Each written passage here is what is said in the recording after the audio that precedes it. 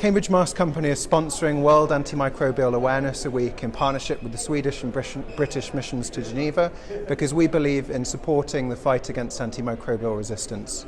Research shows that for every 600 people that wear a mask, one life is saved, and we want to be a part of that.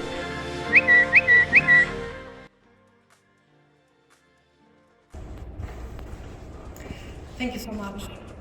Honored participants and dear friends, I would like to start by expressing my warmest thanks to the UK mission, to the Director General, but also to Dr. Tedros for being with us here today. We from the Swedish mission, we are so excited to be a part of this exhibition as a way of pre-opening the World Antimicrobial Awareness Week. The Swedish government has for a long time placed the effort to combat the silent pandemic of AMR at the core of our agenda. And we try, and we put in a lot to try to lead by example. We have actively and systematically promoted responsible use of antibiotics since 1995. As a consequence, Sweden has relatively low use of antibiotics per capita and a favorable situation with regard to antibiotic resistance. Our animal production is characterized by good animal welfare and health. We were pioneers in phasing out growth-promoting antibiotics in the 1980s without compromising animal health or profit. Tackling AMR in the livestock sector, it is hard, but it is entirely possible. On the international agenda, the Ministerial Alliance of Champions Against AMR, which was established in connection with the World Health Assembly in 2015 by the Ministers of Health of UK and Sweden, has proven to be an important vehicle. The aim of the alliance is to build cross-regional political support for actions against AMR and, initially, in particular, to push for a high-level meeting at the UNGA. This high-level meeting was held in 2016 and ultimately led to the creation of One Health Global Leaders Group on AMR, where we are proud that our Minister for Health recently has assumed the role of Vice Chair. The focus for the Global Leaders Group is championing the silent pandemic of AMR on the global agenda and in all UN institutions. Excellencies, the COVID-19 pandemic has taught us that making the necessary political decisions, it is possible to take great strides in a short period of time. We hope that this excellent piece of artwork made by the artists that we have with us here today can contribute to such political commitments also on AMR by illustrating the horrible consequences of inaction. Let's continue to work together in the fight against AMR, making it visible and keep it high on our global political agenda, and to work towards concrete actions in all of our countries. Thank you. Very much, Directors General, for being here with us. Thank you very much, Anna, for your very kind words. Thank you to the many excellencies, fellow ambassadors, members of delegations who have joined us this afternoon. You don't need me to tell you how important AMR is. Anna's just done that, as is the Director General. They say a picture paints 1,000 words. Well, look around, look at the marvellous artwork of Shirley, who's come all the way from Canada to be with us today. AMR for the UK government, like for the Swedish government, is an absolutely top priority, and I'd like to pay tribute to the work of Dame Sally Davis of Cambridge University, who's our UK Special Envoy on AMR, and Claire, Prime Secretary, is with us today to be part of this. AMR is, Anna said, is the silent pandemic. Silent but deadly. And it's not something, it's not been a piece of science fiction. This isn't something that's going to happen in 50 years' time. This is already happening right now across the world. So we need to act decisively. It's been a subject that's been integral to our G7 presidency this year. It's been discussed by finance ministers for the first time. And as we saw just this weekend in Glasgow, money, finance, is key to sorting out global problems. So it's important that we put the money in to invest for the next generation of antimicrobials so that we can avoid some of the scenarios that Shulin depicts so forcefully in the images that are around us this afternoon. COVID-19, as Director General there, talked about, struck rather out of the blue, if I may use the blues analogy this afternoon. We have no excuse with AMR. We have known for years what is happening, why it is happening, and what we can do to tackle it. So the moment is again now to take decisive action on it. So I'd like to thank a few of the people who've made today possible, who've made this display possible. The Directors General, Anna and Francesco, but I think first and foremost, Shula. Who I have to say, I think it'd be fair to say she probably didn't know a lot about AMR before we started talking with them about their project, but I think has so forcefully and graphically managed to depict the real world results of AMR. So thank you so much for kind of putting this threat into images. I'd also like to thank people who made this practically possible as well. Our printers, nous remercions notre imprimeur, Gutenberg et son équipe, Elaine, Christine de Silva et Annalise Rodriguez-Berman. Ils ont fait un travail magnifique, comme vous pouvez le voir. Christina, Annalise, Wilton, muito obrigado. And lastly, last but not least, thanks to the gentleman over here, Chris Dobbing, Chief Exec and founder of Cambridge Masks, as you were saying, another product of Cambridge. I have to give credit even as an Octavian for the inventiveness and creativity that's coming out of Cambridge. Chris has very kindly sponsored the event this afternoon. These masks, which as you explained to you, are military grade, literally spread awareness while stopping resistance, which is indeed the very slogan, just by chance, of this week's World Antimicrobial Awareness Week. And also, following up Glasgow, they are sustainable. So you get 6 months or 340 hours use of every one of these masks. What better value can we offer? So at this stage, I'd like to invite Chris to say a few words. Thank you. Well, Excellencies, ladies and gentlemen, thank you very much for having me here today. It's an honour to take part.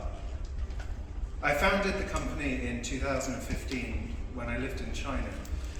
For those of you who've been, the air pollution there can get incredibly severe. Your eyes burn, your throats, you can taste it. And I saw a lot of children I was working with in schools getting incredibly sick because of air pollution. I don't believe any child should grow up thinking it's normal to cough all day or have to carry an inhaler around with them. And I started the business with a vision that no child should have that experience. We built the company focused on China, but very quickly found demand in Western countries, people with respiratory issues, wildfires in California and Australia, but then COVID hit. And suddenly we went from producing 15,000 units a month in January 2020 to 500,000 units a month by September of that year. So I've been able to realize my dreams of what the company could become and help huge numbers of people. I think we've helped over 1 million people now in 120 countries around the world get a high quality mask and help protect them. But it's a lot bigger than that. If you look at the figures, 600 people wearing a mask prevents 1 death. And that's a huge impact. So that is a good reason for everyone to be wearing a mask, but also the sustainability angle is incredibly important. There are 129 billion single-use disposable masks being used every single month in the world. Those are being thrown away and put in landfill. Billions of them are ending up in the oceans.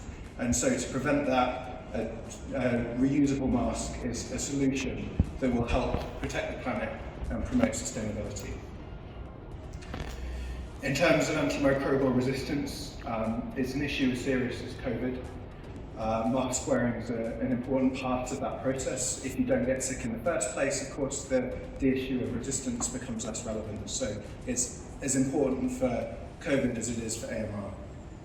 But also here in the private sector capacity, we've seen in the UK supermarkets have made commitments to reduce the level of antibiotics in their meat. They've done that ahead of schedule. And it's having a meaningful impact on the supply chains there. So that's something that can easily be replicated around the world, or not easily, but it can be replicated around the world. So I salute the work being done here by the people in this room. It's an incredible building with incredible people in it. It's an honour to be a part of that, and I think the United Nations shows what can be achieved when we all work together. So thank you very much. Okay. So I noticed one thing. Masks from Cambridge, vaccines from Oxford.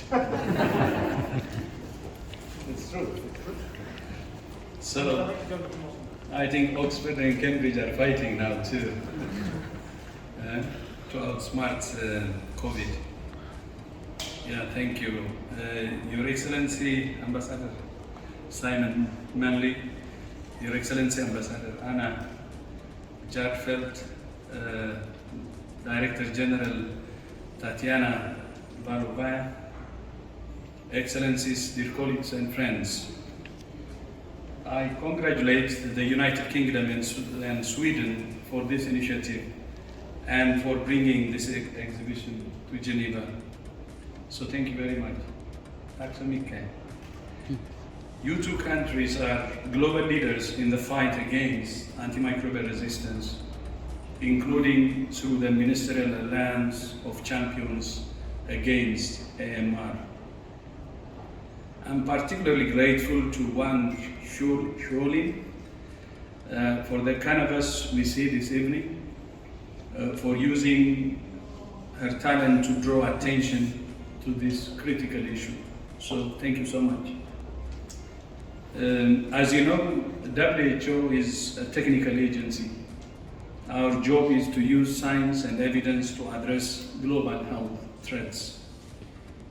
But art has the power to reach audiences in a way that technical documents cannot. The COVID-19 pandemic is a powerful demonstration that scientific facts alone are not enough to move governments, individuals to action. The same is true in many other areas of health. Indeed, harnessing the power of arts for health is a new and growing area for WHO. 4 years ago, we established an arts and health program, and 3 years ago, we established the WHO Health for All Film Festival, which in its first 2 years has attracted thousands of short films telling powerful stories about health. One of the films shortlisted last year was a film from the United Kingdom about the threat of antimicrobial resistance.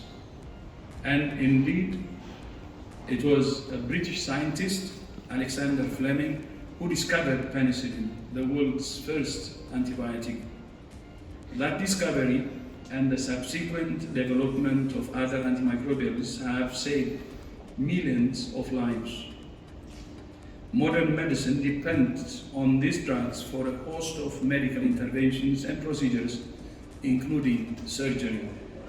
However, the rampant misuse and overuse of antimicrobials is enabling pathogens to develop resistance so that some medicines are no longer effective. Antimicrobial resistance is now one of the greatest public health threats facing the world. And as Simon already said it's a silent pandemic and a killer. It threatens to unwind a century of medical progress and send us back to the pre-antibiotic era when routine infections could mean death. This global threat is the result of systems failing across and between sectors. So it cannot be addressed by one sector or one nation alone. That's why WHO is working with the Food and Agriculture Organization of the United Nations, the World Organization for Animal Health, and the UN Environment Programme with a One Health approach to address the drivers of antimicrobial resistance in health systems, food systems, and the interaction between humans, animals, and our environment. This exhibition comes at a perfect time.